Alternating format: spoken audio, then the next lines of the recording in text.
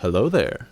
After spending nearly 40 hours in this game, I can finally say that I finished the main campaign, and I can already tell you that the new product from Ubisoft is not great. This statement alone should suffice if you don't want to spend time watching the details, but if you're interested in as to why the game's in such a poor state, stay tuned, because we're gonna bite into another Ubisoft's microwaved schnitzel. And before you skip or write a statement saying I only hate the game because of political reasons,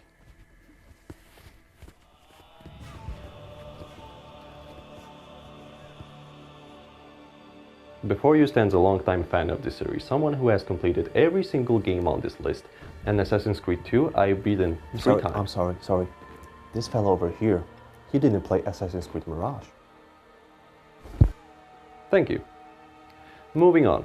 I do have a lot of experience to say in this matter, so let's get right to it, shall we? Welcome to Assassin's Creed Shadows Credible Review.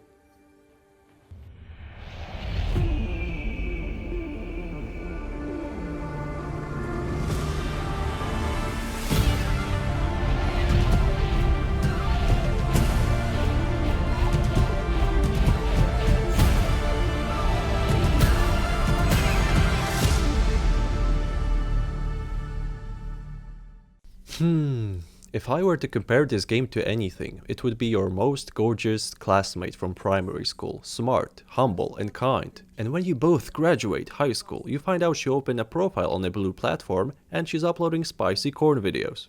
The new DEI product from Ubisoft takes us to feudal Japan, where you will be introduced to Yasuke, the first black person to become a samurai, which, according to the developers, was a historically accurate event. Yeah. And there's also Naoe, a shinobi girl that remains your only hope for a stealthy playthrough in this game. I usually stick to dividing the review into particular segments, so continuing the tradition, let's discuss one thing at a time. Coming up to graphics/performance, the only category I'm going to be positive about today. Assassin's Creed Shadows has amazing visuals, and it's not going to be a big burden for your hardware either. Ladies and gentlemen, may I present you the footage of a game run on its highest possible settings with ray tracing, 2K resolution and DLSS technology on RTX 4070. The game is greatly optimized, looks absolutely gorgeous, and the leaves flying in the wind is just something I would watch for hours. The landscapes are on the top of the tier list, and the animations, although repetitive and limited, they're also really smooth and suiting for the eye. Needless to say, these options took only about 8 GB of VRAM. That's really admirable. And for a game of this magnitude, it has a surprisingly low amount of bugs.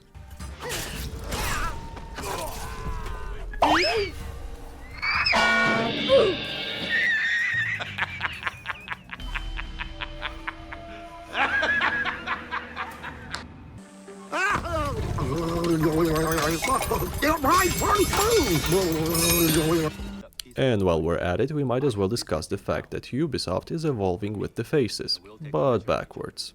There are tons of comparisons on YouTube, so I'm not going to bother you with the footage. But the sole fact that Assassin's Creed Unity had better facial animations and details over 10 years ago gives you something to think about. Assassin's Creed Shadows also introduced seasons, which is another unironic praise from me because somehow they managed to make autumn and winter surprisingly beautiful. I wasn't able to switch them manually, but the option is available, and I would say it changes rather frequently. Coming up next, we have gameplay/mechanics. Let's start with a praise here. I think that parkour animations on Naoe are quite decent to say the least. Jumping from a building while doing a front flip is incredibly satisfying. I wish I could play Naoe for the entirety of the game, but there were some segments of the story that forcefully changed characters. It's also worth mentioning certain loot areas that are only accessible by the other protagonist, so changing characters is inevitable, I'm afraid. As both Yasuke and Naoe, you share a hideout where you can interact with your league or customize and expand the hideout even more. Throughout your journey, you will find many decorations that can be later put inside that hideout. It's a cool addition, but to be honest, I haven't really played with the options the way I should have. It just wasn't that interesting to me. And there's this one thing that comes to my mind, is that you have this massive map and genuine locations, and you spend 15 minutes just to get to the quest objectives, and apart from beautiful landscapes, there's really nothing else to it, just a boring, tedious, empty journey. And when you progress to the next objective, you oftentimes have to traverse more than 1,000 meters and then 1,000 meters again to go back. Whereas in Kingdom Come Deliverance 2, covered in the previous video, you also had an incredibly large map, but at least there were some activities. This exciting feeling where just around the corner there's bandits or some other interesting side quest awaiting you, and everything was in rather close vicinity. And in Assassin's Creed Shadows, it's just soulless empty space filled with beautiful fauna and flora. The developers want you to explore their beautiful world, but they put nothing interesting in it. It's like a farmer wanting to show you his 1,000 acres of land, but all you see is some grass, a good looking grass, and a cow taking a shit right in the middle of it. For the majority of the game, you keep doing the same stuff over and over again. Everything is repetitive and gets boring really fast. The castles and the houses use the same assets, so the magnitude of the world is not that impressive anymore. Also, I noticed this rather cool attention to detail that when you step into an interior, your protagonist walks on it barefoot. It's a nice tribute to Japanese tradition. Unlike other things.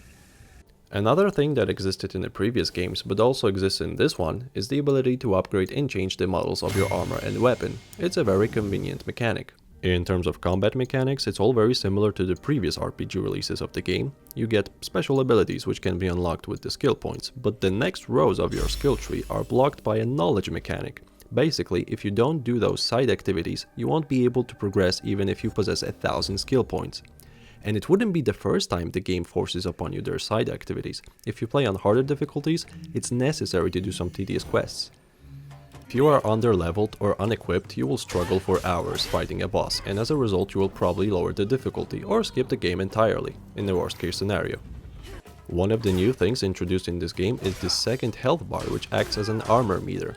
Once it's depleted, the soldiers lose their armor and become bold. Coming up next, the soundtrack/voices.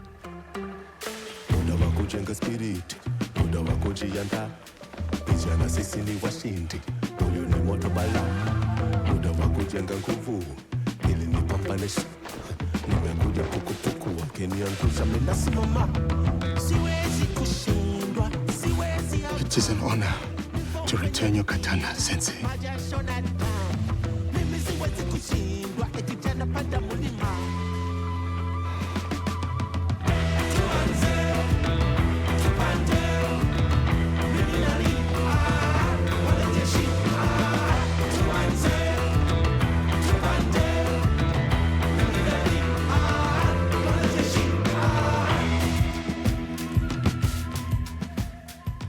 Oh man.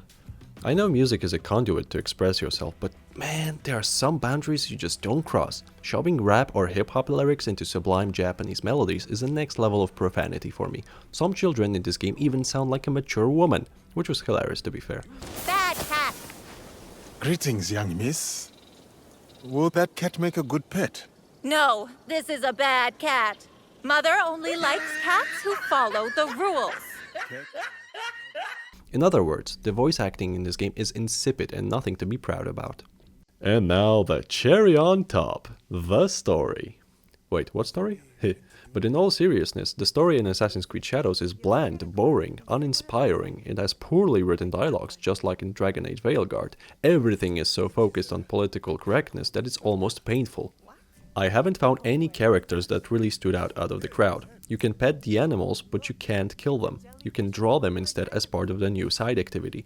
Your time is being wasted by a scene where Yasuke wakes up with a kitten on top of his stomach. And in the previous video, I made an experiment where I made every choice wrong and there were no repercussions. I've also experimented and tried every single romance option and 2 out of 3 were homosexual. Hell, even the boat has "borrow" displayed, which I find hilarious. Do you see a pattern here? Because I do. I've seen it before. We don't have to search for a long time. Take a recent Dragon Age as an example. Rather than delivering a good story, both of these games serve as a conduit to force their political views onto you. Woke agenda, to be specific. And I want to be really clear with what I'm about to say. Nobody here is against the dark-skinned characters. I really liked Bayek in Origins, I loved Solomon Reed in Cyberpunk, and there are people who still adore CJ to this day, because it made actual sense for those characters to be in those games, but to desecrate a Japanese culture with a dark-toned character as one of our main protagonists is a hit below the belt. No one asks for it. Also, have you wondered how much of Assassin's Creed lore is in Assassin's Creed Shadows? Well, almost none. You get the iconic hidden blade as Naue, and for the majority of the game that's almost everything they have added. You get a couple of parkour trials to get a nice cool looking set which you're seeing in the majority of this video, and that's it. For the first 30 hours of the game at least. Nearly at the end of the main campaign, I have finally been graced with a couple of missions, and breathtaking is the last word I would use to describe those missions. The vast majority of side quests or side missions is either go kill this character for no particular reason, go retrieve this, retrieve that, kill more bandits, do all those guys, find origami. Now I think to myself, playing Kingdom Come Deliverance 2 might have been a mistake because every quest in that game was interesting and it was a cool adventure, separated from the main storyline. The amount of contrast I've perceived with those two games released in similar time is out of this planet. If KCD 2 got a 9 out of 10, you can already start guessing what type of score I'm going to give this game. Microtransactions. You did not expect this category to be in a single player game, Well, there used to be quite a lot of drama on the internet about the cash up from Ubisoft, and I'll try to explain what's going on.